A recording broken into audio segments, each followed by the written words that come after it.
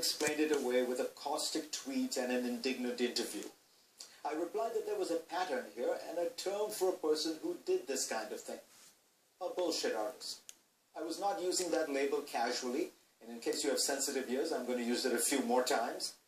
Trump is many things, some of them dark and dangerous, but at his core, he is a BS artist. Harry Frankfurt, an eminent moral philosopher, wrote a brilliant essay in 1986 called On Bullshit. Frankfurt himself wrote about Trump in this vein in Time, as have Jeet Heer and Eldar Saralvich. Frankfurt distinguishes crucially between lies and BS. Telling a lie is an act with a sharp focus. It is designed to insert a particular falsehood at a specific point. In order to invent a lie at all, the teller of a lie must think he knows what is true. But someone engaging in BS, Frankfurt explains, is neither on the side of the true nor on the side of the false. His eye is not on the facts at all. Frankfurt writes that the BSer's focus is panoramic rather than particular, and has more spacious opportunities for improvisation, color, and imaginative play. This is less a matter of craft than of art, hence the familiar notion of the bullshit artist, he writes. This has been Donald Trump's mode all his life.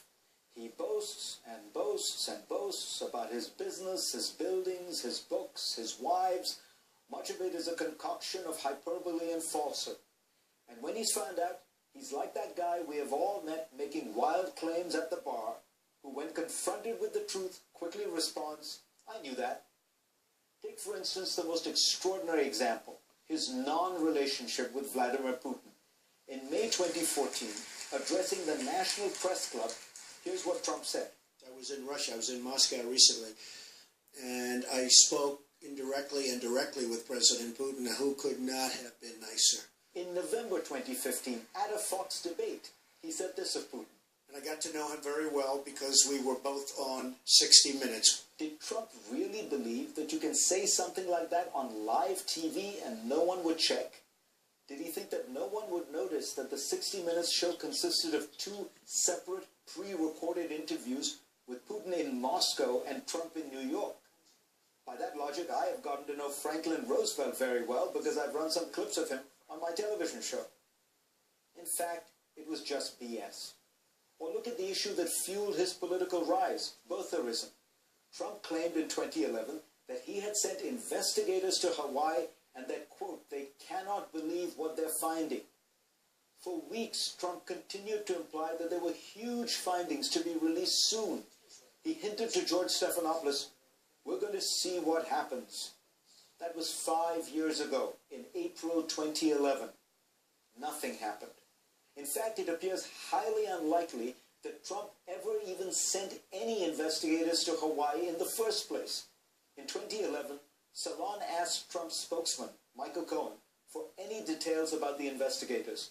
Cohen explained that it was all very secret, naturally. Trump has said the same about his plans to defeat ISIS, which he can't reveal. He's boasted that he has a strategy to win solidly Democratic states this fall, but he won't reveal which ones. Even by Trump's standards, that one is a head-scratcher. Won't we notice when he campaigns in those states? Or will it be so secret that even the voters won't be told? Of course, it's really all just BS. Harry Frankfurt concludes that liars and truth-tellers are both acutely aware of facts and truth.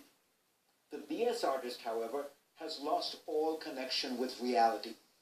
By virtue of this, Frankfurt writes, bullshit is a greater enemy of truth than lies are. We see the consequences. As the crazy talk continues, stand